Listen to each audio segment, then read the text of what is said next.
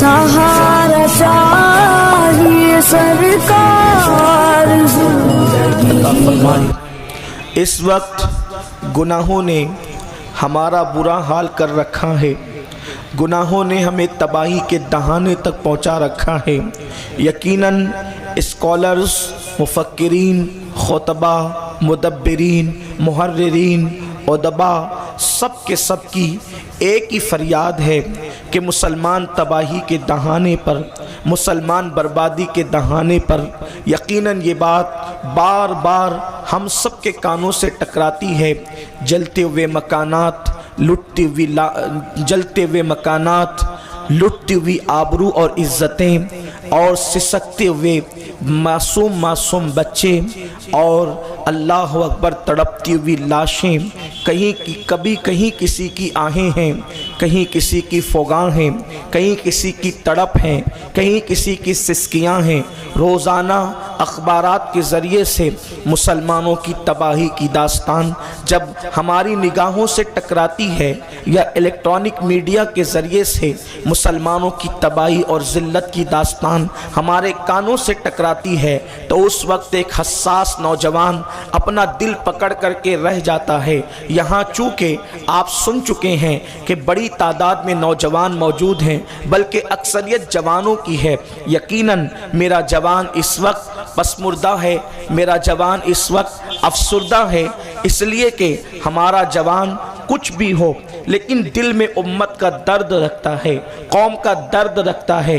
कौम को कोई तकलीफ़ पहुँचे हमारा जवान बेचैन हो जाता है, हमारा जवान बेकरार हो जाता है, मायूसी का शिकार हो जाता है। मेरे प्यारे आका सल्लल्लाहु अलैहि वसल्लम के प्यारे दीवानों, बहुत तवज्जो से मेरी गुफ्तगू को मैं उम्मीद करूँगा कि आप सुन भी रहे हैं और इंशाअल्लाह सुनेंगे। आपको बहुत ध्यान देने की ज़रूरत है। याद रखना, हमारा जवान सोचता है ये सिसकती हुई आहें क्यों है, मासूम बच्चों की सिसकियां, उसको देखकर मेरे जवान रोते हैं और वो सोचते हैं कि ये सिसकियां क्यों है, ये तड़पती हुई बेगोरो कफन लाशें क्यों है।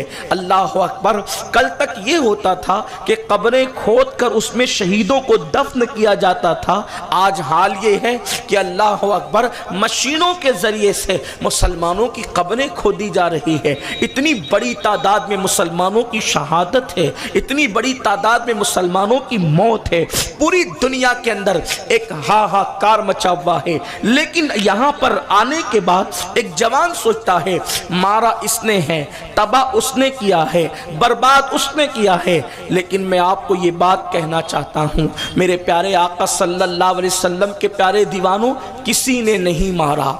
याद रखना, बात ये है, मैं आपको सच्ची सच्ची बात कहना चाहता हूँ, जब अपना ईमान ये है कि मेरे अल्लाह की मर्जी के बगैर पत्ता भी नहीं हिलता, तो फिर आप मुझे बताएं, हम अपने सारे जराइम का जिम्मेदार किसी दूसरे को करार देकर उसी पर गुस्सा उतारते हैं। यकीनन लोगों का इसमें हाथ है, लेकिन आज हम एहतिसाब की महफिल में हैं, तो हम सब एहतिसाब करें, मैं भी और आप भी। आखिर ये सिसकियां क्यों, ये घरों से उठता हुआ धुआं क्यों, ये मुसलमानों की लाशें तड़पती हुई क्यों, ये बेटियों की लुटती हुई आबरू क्यों, मुसलमान जवाल पजीर क्यों, मुसलमान तबाही के दहाने पर क्यों? तो उन सब का एक ही जवाब है, उसके जिम्मेदार हम और सिर्फ हम हैं, हमारे सिवा और इसका कोई जिम्मेदार नहीं है। इसलिए कि आबरूएं उस वक्त लुटती है जब कौम का जवान गुनाहों के अंदर डूब जाता है। कभी मुसलमानों की लाशें बेगोरो कफन उस वक्त सिसकियां लेती है जब मुसलमान जवान आवारगी की राह पर चला जाता है। इसलिए कि जो कुछ होता है दुनिया में वो हमारे गुनाहों के सबब से होता है, वो हमारे जराइम के सबब से होता है। मेरे प्यारे आका सल्लल्लाहु अलैहि वसल्लम के प्यारे दीवानों, हमें चाहिए कि हम अपने आमाल का एहतिसाब करें कि हम गुनाह कर रहे हैं और गुनाहों की दहलीज पर अल्लाह अकबर, कभी हमने ईमान का सौदा किया, कभी अकीदे का सौदा किया और नतीजतन तबाही के दहाने पर पहुंच गए। अब आइए, जब गुनाह ने हमें तबाह किया है, गुनाह ने हमें बर्बाद किया है, तो गुनाह करवाता कौन है? अब सबसे बड़ी बात यह یہ ہے کہ گناہ کی طرف لے جاتا کون ہے؟ اس لیے کہ جب یہ بات سمجھ میں آ گئی ہم گناہ کر رہے ہیں اور گناہ تباہی کی طرف لے جا رہے ہیں، گناہ بربادی کی طرف لے جا رہے ہیں، جس دن مسلمان گناہ کرنا چھوڑ دے گا انشاءاللہ اس دن مسلمان راحت کی سانس لے گا۔ صرف ایک بات عرض کر کے آگے بڑھنا چاہتا ہوں، حالانکہ یہ میرے عنوان سے متعلق نہیں ہے، لیکن صرف آپ کے ذہن کو اس طرف مائل کرنے کے لیے، مسلمان اس ذات کا نام ہے کہ جس کو کانٹا بھی نہیں چپ سکتا اگر وہ گناہ کرنا چھوڑ دے۔ مسلمان اس ذات کا نام ہے جس کا چراغ بھی نہیں بجھ سکتا اگر وہ گناہ کرنا چھوڑ دے۔ ہمیں کانٹا چپتا ہے تو بھی گناہ کی وجہ سے چپتا ہے، ہمارے چراغ بجھتے ہیں تو بھی گناہوں کی وجہ سے بجھتے ہیں۔ اچھی طرح یاد رکھو، مسلمانوں کو کوئی کیا مٹا سکے گا؟ مومن کے چراغ جلائے ہوئے کو بڑی سے بڑی آندھی بھی نہیں بجھا سکتی۔ جب مومن کے جلائے ہوئے چراغ کو بڑے سے بڑی آندھی نہیں بجھا سکتی تو مومن کو کوئی کیا مٹا سکتا ہے؟ مومن کو پھوکوں سے تباہ نہیں کیا جا سکتا، مومن کو برباد نہیں کیا جا سکتا، مومن کو ہلاک نہیں کیا جا سکتا۔ ہاں، خدا کی تقدیر کی بنیاد پر اگر کسی مومن کو شہید کیا جاتا ہے تو اس کے خون کا ایک قطرہ گرتا ہے تو ہزاروں غیرت مند مومنوں کو پیدا کیا جاتا ہے، اور پھر وہ زمین جو ہے ایسی ہری ہوتی ہے، ایسی خوشحالی آتی ہے، ایسی بہاریں آتی ہے۔ کیا نہیں دیکھتے کربلا میں 72 کا خون گرا ہے لیکن خدا نے کروڑوں سادات دنیا میں پیدا کر دیے۔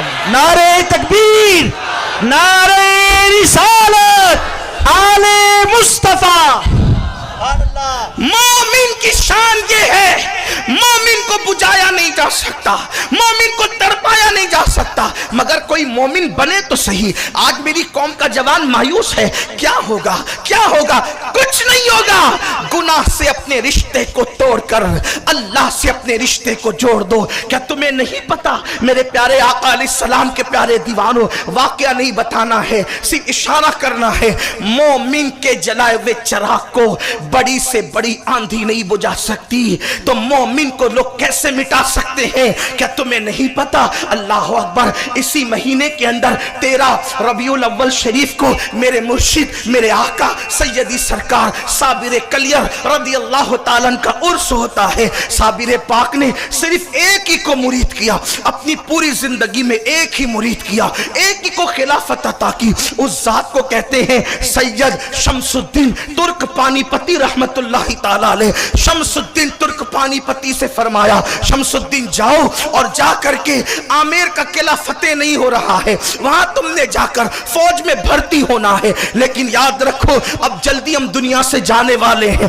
ہم دنیا سے کوچ کرنے والے ہیں۔ انہوں نے کہا سرکار جب آپ کا وصال ہوگا تو مجھے کیسے پتا چلے گا کہ آپ دنیا سے تشریف لے گئے؟ موبائل کا دور تو نہیں تھا، انٹرنیٹ کا دور تو نہیں تھا، تار اور فون کا دور تو نہیں تھا۔ فرمایا عرض کیا کہ مجھے کیسے پتا چلے گا؟ فرمایا بیٹے جس دن تجھ سے کرامت کا صدور ہو جائے، جس دن تجھ سے کرامت ظاہر ہو جائے، سمجھ جانا کہ اس دن میرا وصال ہو گیا ہے، پھر تمہیں کلیر چلے آنا ہے، پھر تمہیں آمیر میں نہیں رہنا ہے۔ اب آئیے ذرا سنیں، صرف اشارہ کرنا چاہتا ہوں، آمیر کے قلعے کو بڑی محنتوں سے سر کرنے کی کوشش کی جا رہی تھی، تلواروں کی طاقت لگ گئی تھی، بھالوں کی طاقت لگ گئی تھی، فوج پھاٹے کی طاقت لگ گئی تھی، ساری طاقتیں مل کر بھی کامیاب نہیں کر پا رہی تھی۔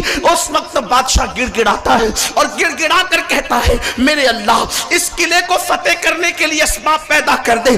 اشارہ ملتا ہے تمہاری فوج میں ایک ایسا برگزیدہ بندہ ہے، اگر وہ دعا کر دے تو قلعہ فتح ہو جائے گا۔ پھر اس کے بعد اس کی پہچان کیا ہوگی؟ تو پھر اشارہ ملا، اس کی پہچان یہ ہوگی کہ جب تم جاؤ گے دیکھو گے تو سخت آندھی میں بھی اس کا چراغ جل رہا ہوگا۔ اور اللہ اکبر، رات کو آندھی آئی، رات کو طوفان آیا، حتیٰ کہ بیان کیا جاتا ہے خیمے اڑ گئے، جانور تک اڑنے لگے۔ جب بادشاہ ایسے وقت میں کہ طوفان پورے شباب پر تھا، جب نکلا ہے ہمت کر کے تو کیا دیکھتا ہے؟ خیمے اڑتے ہیں، جانور اڑتے ہیں، ہانڈیاں اڑ گئی، برتن اڑ گئے، لیکن ایک جگہ سے تلاوت قرآن کی آواز آ رہی ہے۔ جب اس نے توجہ کیا تو دیکھا کہ ایک اللہ کا برگزیدہ بندہ چراغ جلا کر تلاوت قرآن میں مصروف ہے، قدم پکڑ کر کہتا ہے سرکار دعا کرے کہ خلافت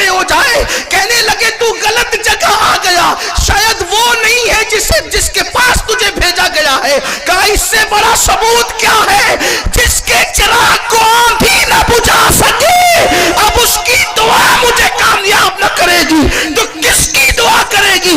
मैं पूछना चाहता हूँ, मोमिन के जलाए हुए चिराग को जब आंधी नहीं बुझा सकती तो मुस्तफा जान रहमत के गुलामों को दुनिया कैसे मिटा सकती? नारे तकबीर, नारे रिसालत। लेकिन कोई मोमिन बने तो सही, लेकिन कोई मोमिन बने तो सही। यहां तो रोना ये है, मोमिन कहलाने वाले बहुत है, मोमिन बन जाने वाले कलील है। किसी ने कहा था ये शहादत गहे उल्फत में कदम रखना है। लोग आसान समझते हैं, मुसलमान होना बहुत आसान है, काफिर का मुसलमान होना बहुत मुश्किल है, मुसलमान का मुसलमान होना। अल्लाह अकबर। जब पता चल गया कि मुसलमान गुनाह से रिश्ता तोड़ ले तो उसका चिराग नहीं कोई बुझा सकता, उससे कोई कैसे बुझा सकता है?